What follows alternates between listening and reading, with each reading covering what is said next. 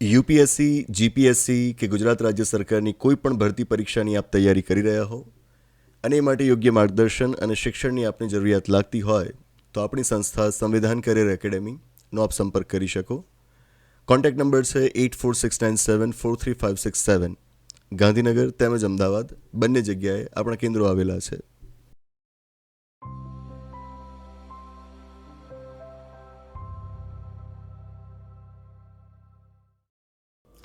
નમસ્તે, સ્વાગત છે આપનું આપણા કાર્યક્રમમાં કે જેનું નામ છે ગોષ્ઠી વિથ વિકલ્પ કોટવાલ. આદિવાસીઓની ધાર્મિક ઓળખ શું? શું કાનૂની રીતે આદિવાસીઓ એ હિન્દુ છે? જવાબ છે ના.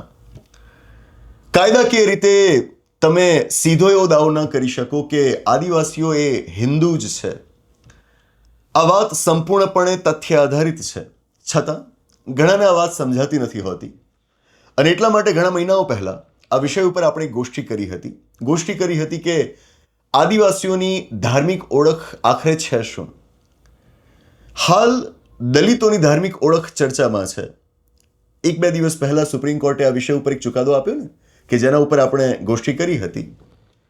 આ ચુકાદાની અંદર સુપ્રીમ કોર્ટે જણાવ્યું કે જો દલિત એ અનુસૂચિત જાતિઓ માટે વ્યવહારમાં પ્રયોજાતો શબ્દ છે, તો સુપ્રીમ કોર્ટે ચુકાદો આપ્યો કે જો દલિત હિન્દુઇઝમ, સિખિઝમ, બુદ્ધિઝમ સિવાયના અન્ય કોઈ ધર્મને અપનાવી લે છે તો પછી તેઓ શેડ્યુલ કાસ્ટનું સ્ટેટસ ક્લેમ ન કરી શકે, પછી અનુસૂચિત જાતિનો દરજ્જો ન મેળવી શકે. આ ચુકાદાને તમે ધ્યાનથી વાંચજો. આ ચુકાદામાં અનુસૂચિત જાતિઓની ધાર્મિક ઓળખની સાથોસાથ સુપ્રીમ કોર્ટે અનુસૂચિત જનજાતિઓ કે જેમના માટે વ્યવહારમાં આદિવાસી શબ્દ વધુ પ્રયોજાય છે, આદિવાસીઓની ધાર્મિક ઓળખ વિશે પણ સુપ્રીમ કોર્ટે ટિપ્પણી કરી છે અને એટલા માટે જરૂરી બની જાય છે કે આપણે એના ઉપર પણ ગોષ્ઠી કરીએ, તો અત્યારે કરી રહ્યા છીએ. જો કે આ વિષય ઉપર જેમ મેં જણાવ્યું એમ ઘણા મહિનાઓ પહેલા આપણે વાત કરેલી જ છે, પણ નવા દર્શક મિત્રો જોડાય એમના સુધી પણ આ વાત પહોંચવી જોઈએ અને જે મિત્રો પહેલા આ વાતને સાંભળી ગયા છે ફરીવાર સાંભળે, પુનરાવર્તન થશે તો વધુ પાકું થશે.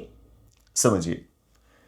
ભારતના બંધારણનો ભાગ 16 અનુચ્છેદ 341 અનુસૂચિત જાતિઓ નક્કી કરવા વિશે છે અને એના પછીનો અનુચ્છેદ 342 એ અનુસૂચિત જનજાતિઓ નક્કી કરવા વિશે છે. આ બંને અનુચ્છેદોમાં ભારતના રાષ્ટ્રપતિને સત્તા આપવામાં આવી છે કે તેઓ બંધારણ અમલમાં આવ્યા બાદ આદેશ જારી કરશે કે જેની અંદર અનુસૂચિત જાતિઓ અને જનજાતિઓ કઈ એમણે નક્કી કરવાનું રહેશે. 1950ના વર્ષમાં 341માં અનુચ્છેદ અંતર્ગત રાષ્ટ્રપતિનો આદેશ પ્રસિદ્ધ થાય છે કે જેમાં અનુસૂચિત જાતિઓ નક્કી કરાયેલી હતી. નોંધવાલાયક બાબત એ આદેશની એ હતી કે એમાં કહેવાયું હતું કે અનુસૂચિત જાતિઓની પસંદગી ફક્ત અને ફક્ત હિન્દુઓમાંથી જ થઈ શકશે, બીજા કોઈ ધર્મમાંથી નહીં થઈ શકે. આ વાત અગાઉની ગોષ્ઠીમાં આપણે કરી હતી. પછીથી 1956ના વર્ષમાં આદેશની અંદર સુધારો થયો. નક્કી કરાયું કે શીખોમાંથી પણ અનુસૂચિત જાતિઓની પસંદગી થઈ શકશે અને ફરી એકવાર સુધારો કરવામાં આવ્યો 1990ના વર્ષમાં અને નક્કી કરાયું કે હિન્દુ અને શીખો ઉપરાંત બૌદ્ધોમાંથી પણ અનુસૂચિત જાતિઓની પસંદગી થઈ શકશે. બસ એ જ, આનાથી વધારે કાંઈ નહીં. મતલબ કે અનુસૂચિત જાતિઓ આ ત્રણ સિવાય અન્ય કોઈ ધર્મોમાંથી ન હોઈ શકે. મતલબ એ થયો કે જો કોઈ દલિત આ ત્રણ ધર્મ સિવાય અન્ય કોઈક ધર્મ અપનાવી લે છે, આ સિવાયના કોઈક ધર્મનો અંગીકાર કરી લે છે, તો પછી એના અનુસૂચિત જાતિનો દરજ્જો ન મળે અને અનુસૂચિત જાતિના દરજ્જા સાથે જે કોઈ પણ બંધારણીય અને કાનૂની લાભો જોડાયેલા છે એ એને ન મળે. આ વાત સુપ્રીમ કોર્ટે હમણાં જજમેન્ટમાં જણાવી છે. પણ આદિવાસીઓનું શું? નોંધનીય બાબત એ છે કે 342માં અનુચ્છેદ અંતર્ગત આદિવાસીઓ માટે 1950ના જ વર્ષમાં રાષ્ટ્રપતિએ આદેશ જારી કર્યો હતો, પરંતુ આ આદેશની અંદર આદિવાસીઓ માટે કોઈ જ ધર્મનો ઉલ્લેખ નથી કરાયો. દલિતો માટે જે આદેશ 1950માં આવ્યો એમાં સ્પષ્ટપણે ધર્મનો ઉલ્લેખ હતો અને હિન્દુ ધર્મ છે. પણ આવો જ આદેશ જે 1950ના વર્ષમાં આદિવાસીઓ માટે આવ્યો એમાં ધર્મનો કોઈ જ ઉલ્લેખ નથી. નહીં ઓરિજિનલ ઓર્ડરમાં આદિવાસીઓ માટે ધર્મનો કોઈ ઉલ્લેખ હતો, નથી પાછળથી એની અંદર કોઈ સુધારો કરીને આદિવાસીઓ માટે કોઈ ધર્મ નક્કી કરાયો. જેથી જ એ સ્પષ્ટ છે કે કાનૂની રીતે આદિવાસીઓનો કોઈ ધર્મ નક્કી કરાયેલો નથી. ત્યાં સુધી કે હિન્દુઓ માટેનો જે કોડ બનાવવામાં આવ્યો, હિન્દુઓ માટેના જે 4 કાયદાઓ ઘડવામાં આવ્યા, એ કાયદાઓમાં પણ જોગવાઈ કરવામાં આવી છે કે એ કાયદા આદિવાસીઓને લાગુ પડશે નહીં. આ વાત સીધી અને સ્પષ્ટ છે, જેનો મતલબ એ થાય કે કાનૂની રીતે અનુસૂચિત જનજાતિઓનો કોઈ ધર્મ જ નથી. એ ચાહે ધર્મ પાડી શકે અને ચાહે તો એકેય ધર્મ ના પાડે. કોઈ એક ધર્મ હાલ પાડે છે, ચાહે તો એ બીજા કોઈક ધર્મમાં જાય. ધર્મ બદલવાથી અનુસૂચિત જનજાતિનો એમનો જે દરજ્જો છે એ સમાપ્ત નથી થતો. આ વાત આ વખતના જજમેન્ટમાં સુપ્રીમ કોર્ટે ખાસ નોંધી છે. સુપ્રીમ કોર્ટ કહે છે કે અનુસૂચિત જાતિઓ, દલિતોના કિસ્સામાં જો ધર્મ બદલાય અને પેલા 3 ધર્મ સિવાયના ને કોઈક ધર્મમાં તેઓ જાય તો એની સાથે એમનો અનુસૂચિત જાતિનો દરજ્જો સમાપ્ત થઈ જશે. પરંતુ આદિવાસીઓના સંદર્ભમાં જો તેઓ ધર્મ બદલે છે તો રાષ્ટ્રપતિના આદેશમાં તો એમના માટે કોઈ ધર્મ નક્કી કરાયેલો જ નથી. તો એ જે ધર્મમાં હોય એનાથી ફરક શું પડે છે? ધર્મ બદલવાથી એમનો અનુસૂચિત જનજાતિનો દરજ્જો સમાપ્ત નથી થતો. તો સુપ્રીમ કોર્ટે ચુકાદો એમ આપ્યો છે કે અનુસૂચિત જનજાતિનો દરજ્જો એ ફક્ત ધર્માંતરણ ઉપર આધાર નથી રાખતો. જે રીતે દલિતો માટે ધર્માંતરણ એ મુખ્ય બાબત છે કે જેના આધારે નક્કી થશે કે એમનો અનુસૂચિત જાતિનો દરજ્જો જળવાઈ રહેશે કે નહીં, એ વાત સુપ્રીમ કોર્ટના મતે અનુસૂચિત જનજાતિઓના કિસ્સામાં નથી.